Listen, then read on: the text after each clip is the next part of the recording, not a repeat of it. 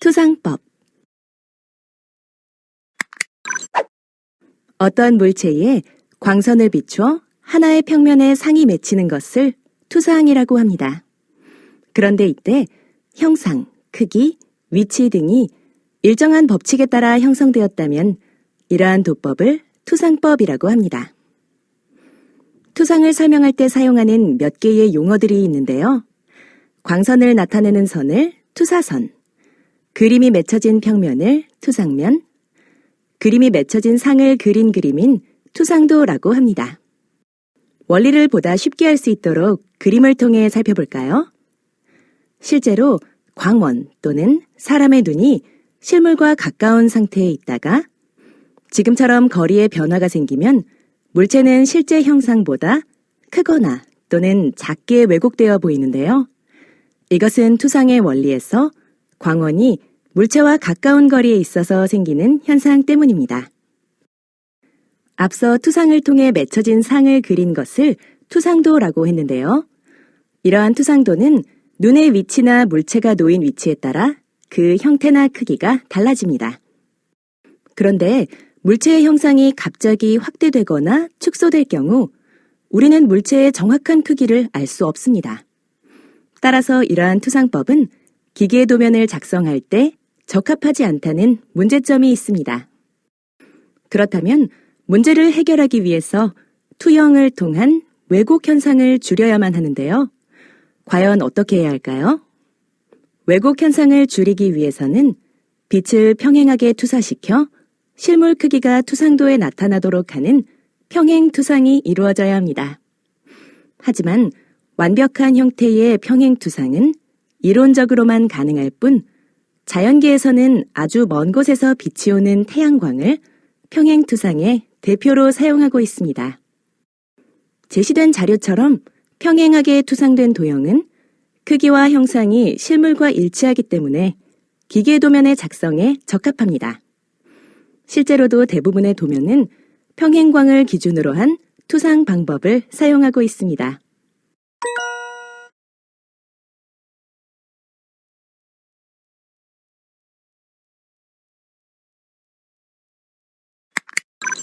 보통 평면의 물체에 광선을 비추면 스크린에 물체의 그림자가 형성되는데요. 이때 광선을 어떻게 투상하냐에 따라 그림자의 형태는 달라집니다. 광선이 평행하면 평행투상법으로, 그렇지 않고 경사를 이룬다면 투시투상도법에 따라 그림자가 형성됩니다. 화면의 왼쪽이 평행투상법, 오른쪽이 투시투상법을 나타낸 것입니다. 두 방법의 차이는 평행투상법은 투사선이 물체를 평행하게 지나기 때문에 눈의 위치나 물체의 위치에 영향을 받지 않고 일정한 크기를 표현할 수 있지만 투시투상법은 물체의 원근감을 갖게 하기 위하여 시점과 물체를 방사선으로 표시한다는 것인데요. 이러한 원리 때문에 평행투상법은 제품 제작에, 투시투상법은 건축 및 토목, 조감도 등에 주로 사용되고 있습니다. 하지만 투시투상법은 눈의 위치나 물체가 놓인 방법에 따라 크기나 형상이 실물과 다르게 표현되므로 제작에 활용하기에는 불편합니다.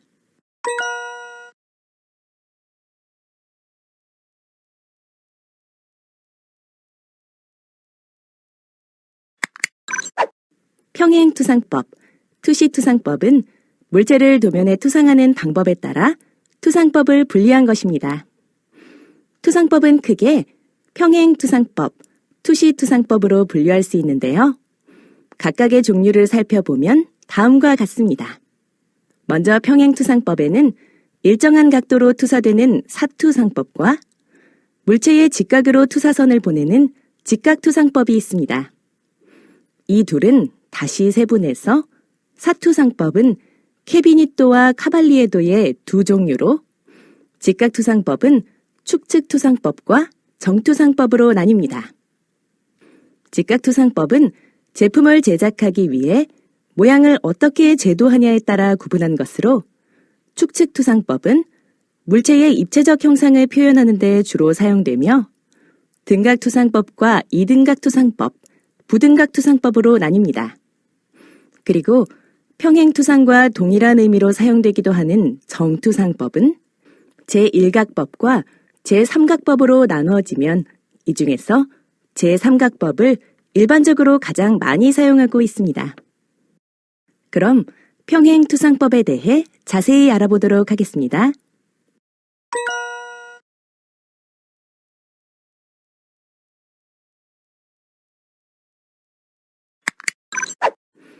평행투상법은 제품 제작에 필요한 도면 작성에 널리 사용되고 있습니다. 평행투상법에는 사투상법과 직각투상법으로 나눠지는데 먼저 사투상법입니다.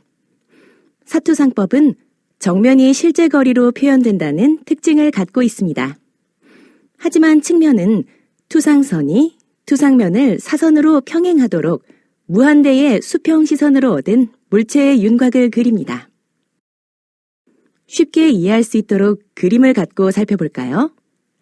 제시된 그림을 보면 육면체의 세 모서리가 경사축과 알파각을 이루는 입체도가 되어 있는 것을 볼 수 있는데요. 이러한 방법으로 그린 그림을 사투상도라고 합니다. 사투상법에서 경사축의 알파각의 값은 카발리에도와 케비니또를 분류하는 기준이 되는 것으로 45도의 경사축으로 그린 그림은 카발리에도라고 하고 60도 경사축으로 그린 그림은 케비니또라고 합니다.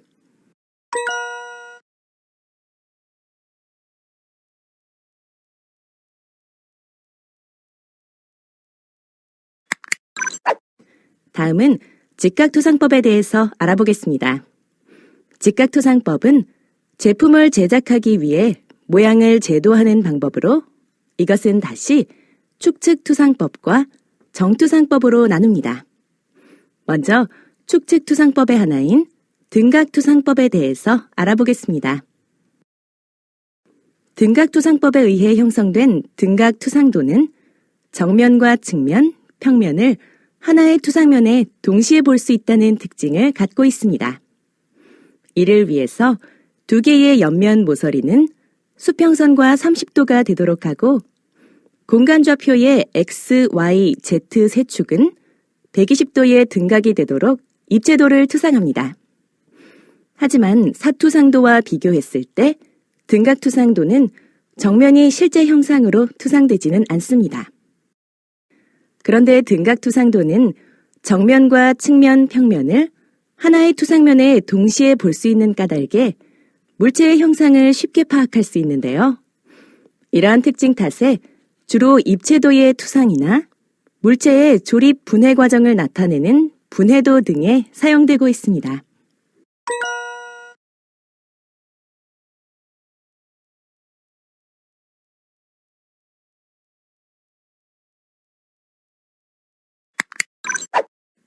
한편 축측투상법에는 등각투상법 외에 이등각투상법과 부등각투상법이 있는데요.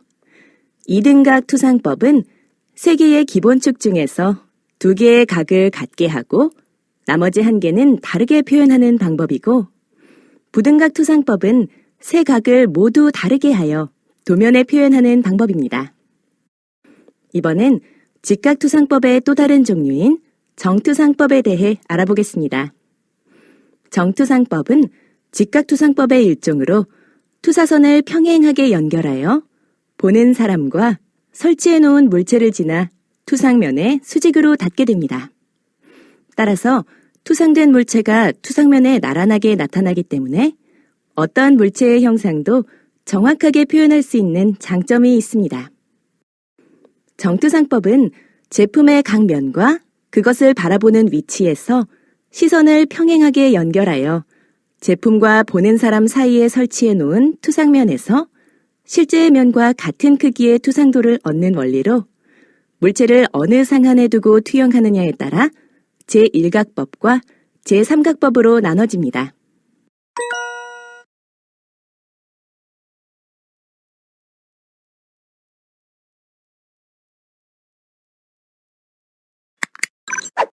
그럼 가장 많이 사용되는 정투상법에 대해서 좀 더 자세히 살펴보도록 하겠습니다. 먼저 투상도의 명칭에 대해 알아보겠습니다. 투상된 물체를 표현한 투상도는 물체를 보는 방향에 따라 정면도, 평면도, 우측면도, 좌측면도, 저면도, 배면도로 분류합니다. 정면도는 물체를 앞에서 바라본 모양을, 평면도는 물체를 위에서 바라본 모양, 우측면도는 물체를 오른쪽에서 바라본 모양, 좌측면도는 물체를 왼쪽에서 바라본 모양, 저면도는 물체를 아래에서 바라본 모양을 그리고 배면도는 물체를 뒤쪽에서 바라본 모양을 표현한 것입니다.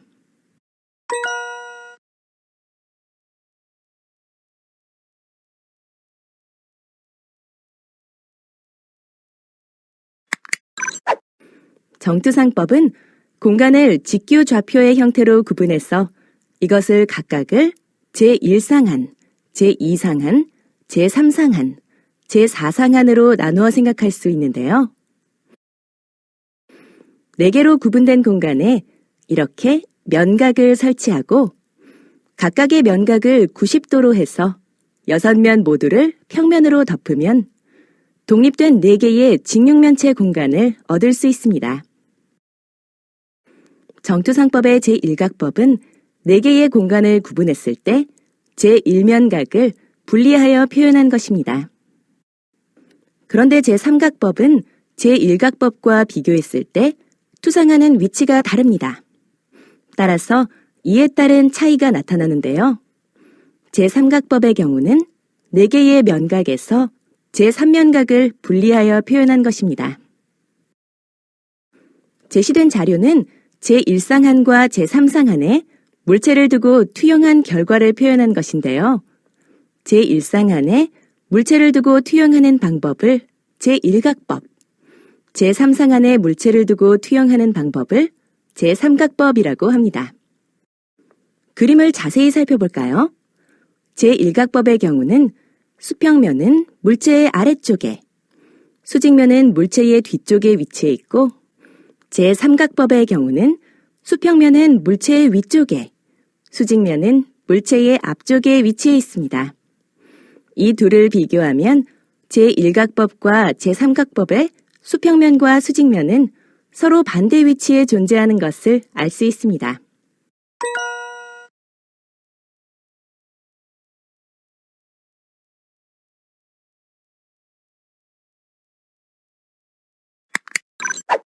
정투상은 제1상한이나 제3상한 등의 시선에서 이를 평행하게 연결하여 전개하면 제품과 보는 사람 사이에 설치해 놓은 투상면에서 실제의 면과 같은 크기의 여러 투상도를 얻을 수 있는데요.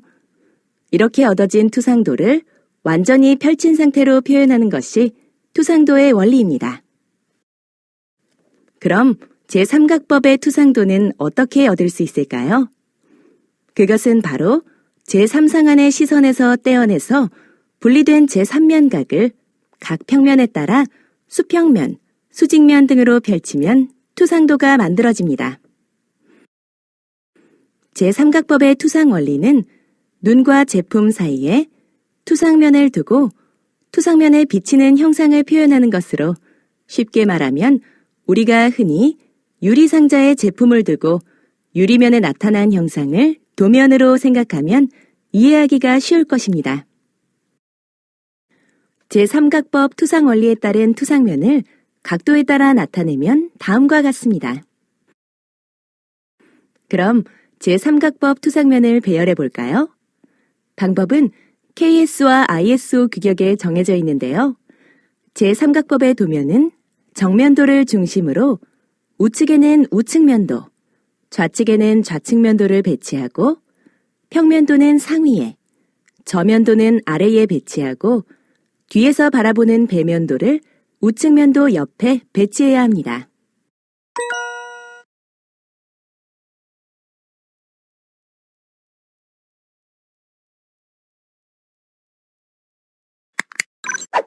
이번엔 제1각법의 투상도에 대해 알아보겠습니다. 먼저 떼어내 분리한 제1면각을 살펴보면 제3각법과는 달리 투상면을 보는 방향은 수평면이 먼저이고 수직면이 그 다음이 됩니다. 따라서 투상면을 펼치면 평면도, 정면도, 우측면도가 다음과 같이 펼쳐집니다. 제1각법은 원리는 눈과 제품의 일직선상에 투영된 물체가 뒤쪽의 투상면에 투상되는 것으로 각각의 투상 각도에 따른 투상면을 살펴보면 다음과 같습니다.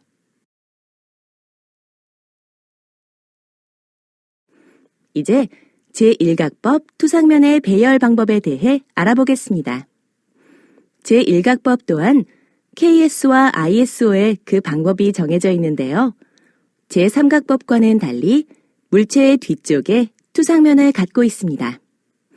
따라서 정면도를 중심으로 좌측면도를 우측에, 우측면도는 좌측에 배치하고 아래에는 평면도, 위에는 저면도, 위에서 바라보는 배면도를 좌측면도 옆에 배치해야 합니다.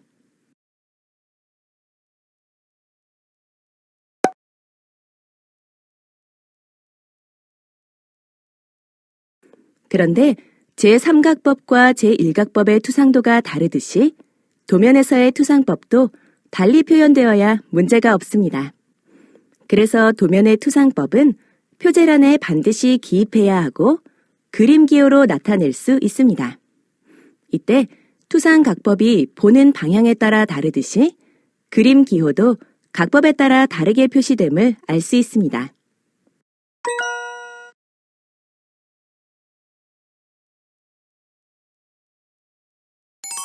깜짝 퀴즈. 문제를 읽고 정답을 선택하세요.